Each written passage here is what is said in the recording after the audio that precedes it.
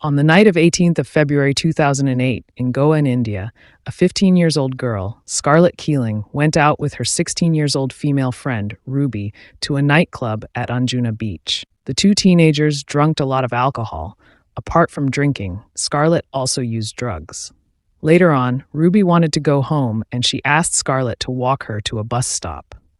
After arriving at the bus stop, the bus arrived and the two drunk friends said goodbye to each other, promising to keep in touch. Scarlett then staggered back to the beach and sat at one of the tables in a bar at the beach. Two Indian men, Samson and Placido Carvalho, came and kept her company. The three were getting along as they talked. Samson and Placido then added Scarlett more alcohol and drugs. Scarlett became too intoxicated, and later on, they pretended to walk her home when they were all alone near a bush at the beach. Samson physically assaulted Scarlett, and they fled away from the scene, leaving her behind. Scarlett, who was too drunk and overdosed, drowned to death in Anjuna beach as she tried to find her way to her boyfriend's house. Was poor parenting from Scarlett's mother led to her reckless lifestyle and death? Why would Samson and Placido take advantage of Scarlett and physically assault her? Join us as we explore the events leading to the death of Scarlett Keeling. Scarlett Keeling was born in July 1992 in Stevenage City in Bradford County in England. Her mother was Fiona Mackeown and her father was Richard Keeling. Scarlett was the third-born child in the family of 3 children. She had 2 older brothers. Everything was going on well in the family, but later her parents separated when she was still young. After Fiona and Richard had separated, Fiona fell in love again with another man, Chris Osborne. Chris was a micro-trader, and after settling down with Fiona, they sired 1 child together. And now that Fiona had moved in together with her 3 children that she got from her previous relationships, she now had 4 children.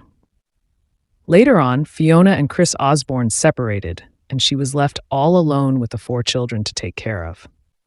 Fiona then moved in with an identified man, and they sired another child. So in total, she had 5 children, with 4 of the children being from her previous relationships. However, this couple ended up separating later.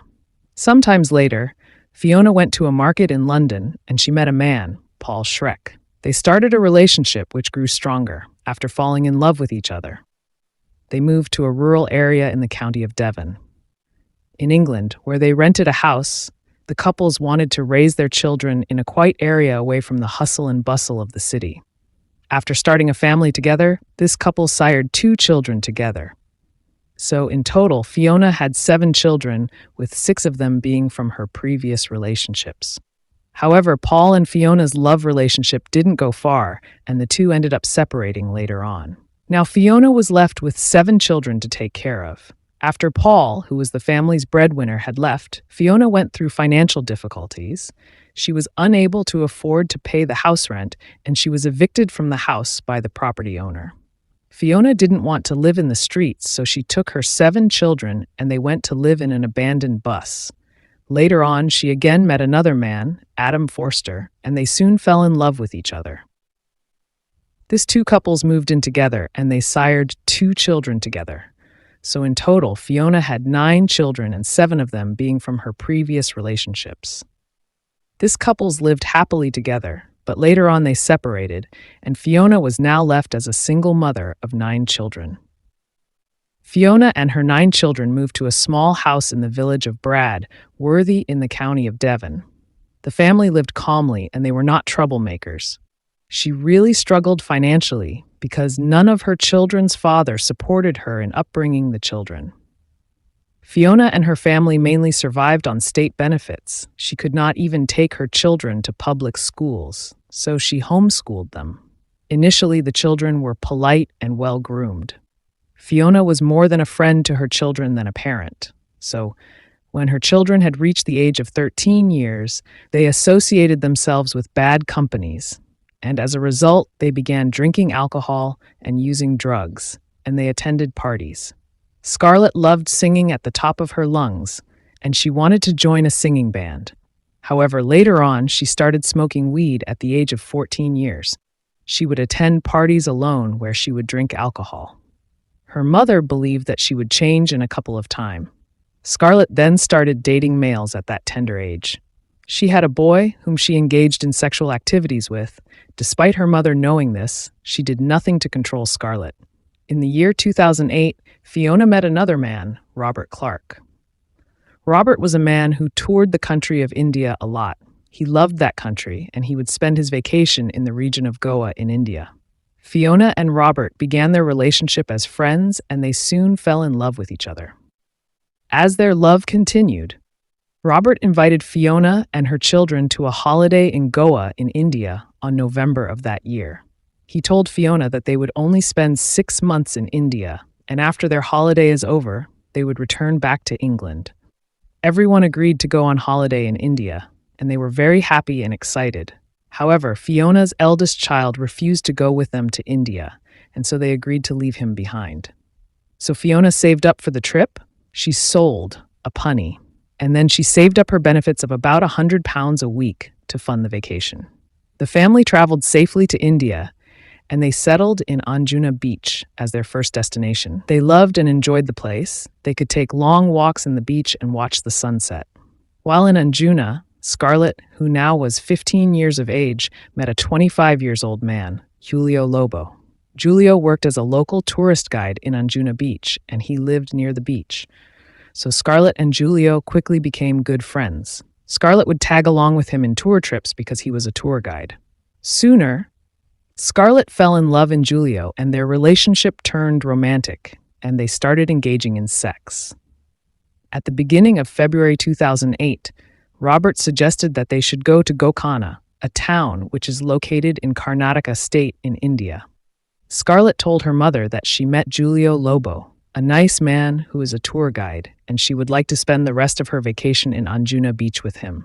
So Scarlett refused to go with them to Karnataka. Fiona was very reluctant to allow her daughter stay back at Anjuna beach with a man they hardly knew. Scarlett insisted on staying behind with Julio Lobo, and her mother allowed under a condition that she would join them in Gokana a few days later. Fiona, Robert, and the remaining 7 children arrived in Gokana, where they settled. In early February 2008, Scarlett joined her family in Gokana, as they had initially agreed.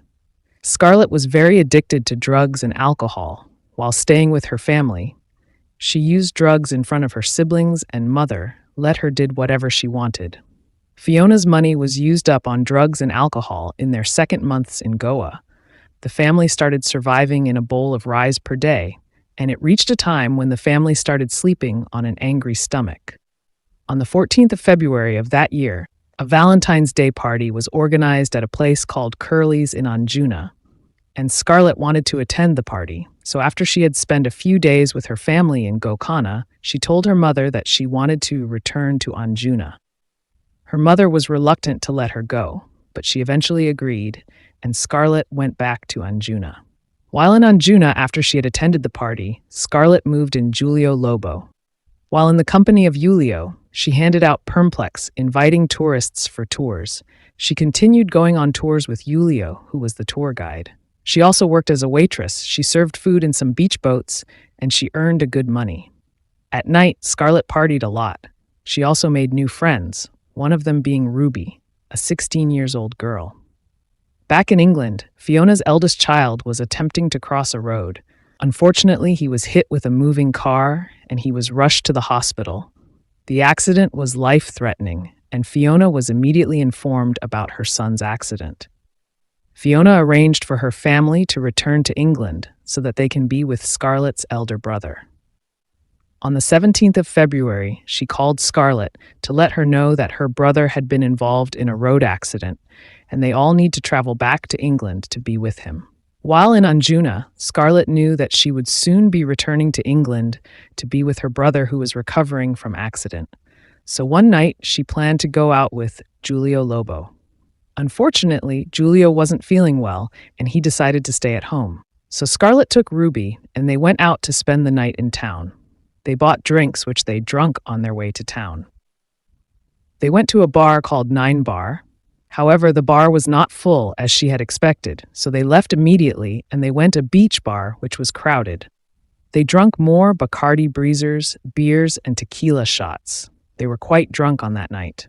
When it was around 1 a.m., Ruby told Scarlet that she wanted to go home, and she asked Scarlet to accompany her to a bus stop. They arrived at the bus stop. As Ruby got into the bus, she said goodbye to Scarlet, and the two agreed to stay in touch. Scarlet staggered along the beach at around 3 a.m.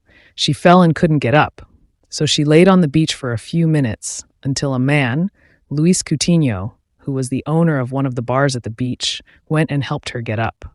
After that, she walked to the bar.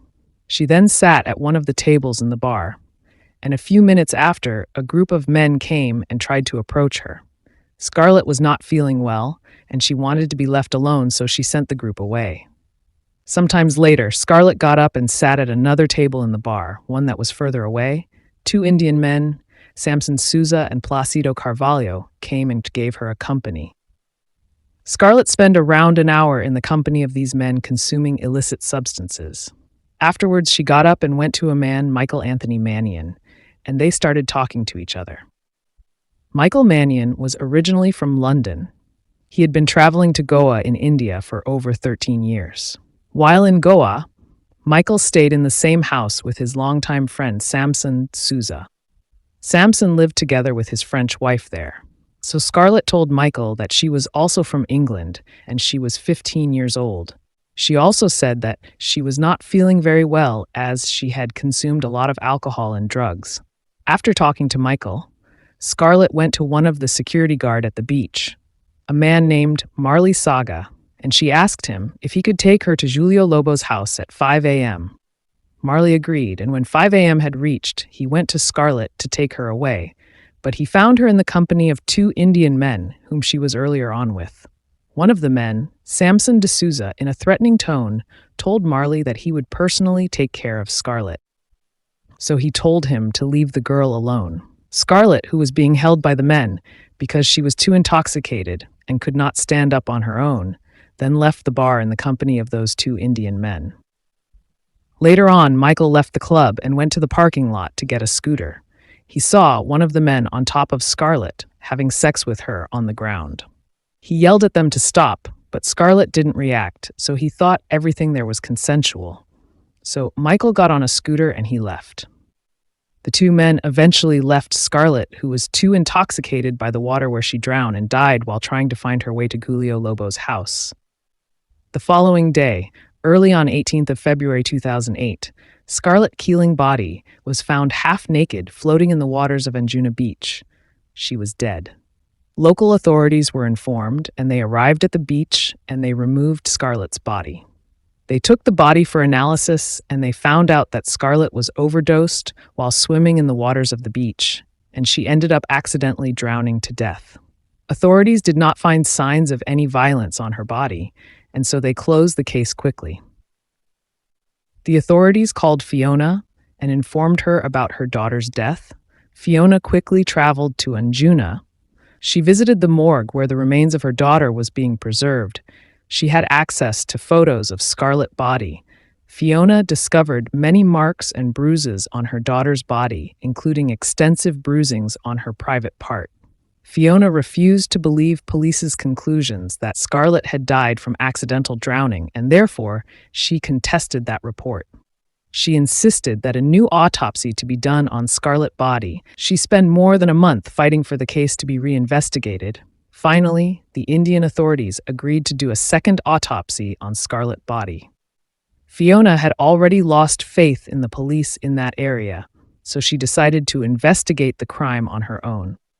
Fiona, along with her boyfriend and children, searched the area around the beach where Scarlett was found. They interviewed people on that area so that they can know what happened to Scarlett. She found Scarlett's discarded short pant and shoes in the middle of the forest close to the beach. In March 2008, the results of the second autopsy that were performed on Scarlett's body were released. The report indicated that Scarlett's body had several injuries, 50 in total, most of them in which were on her private part, and she was also sexually assaulted.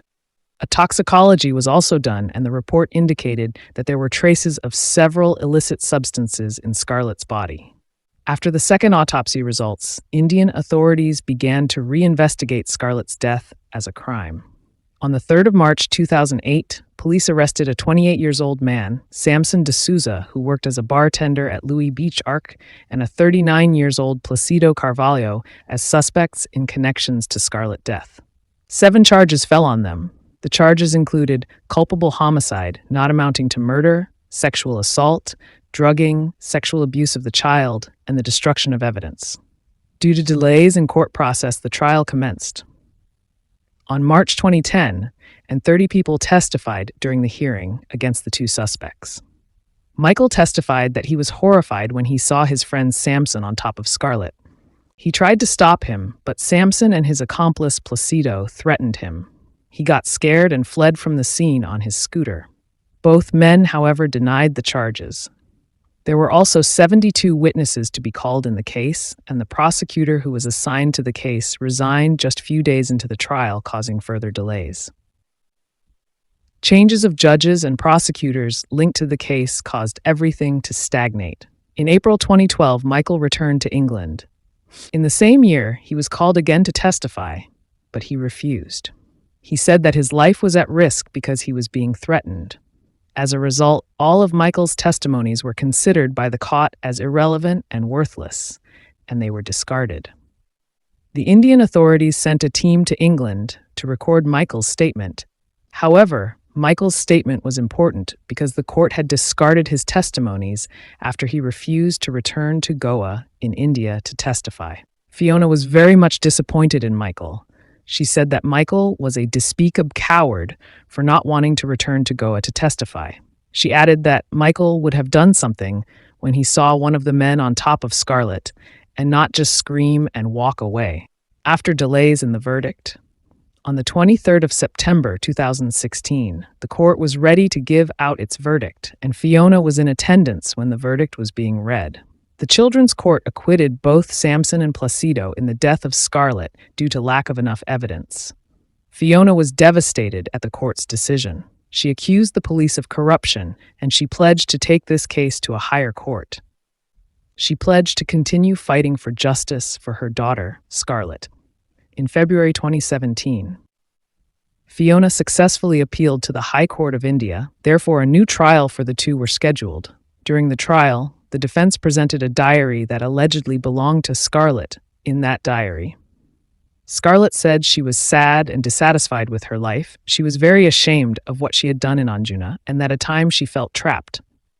Through this diary, the defendant's defense argued that Scarlet had taken her own life because she had been exhibiting self-destructive behavior.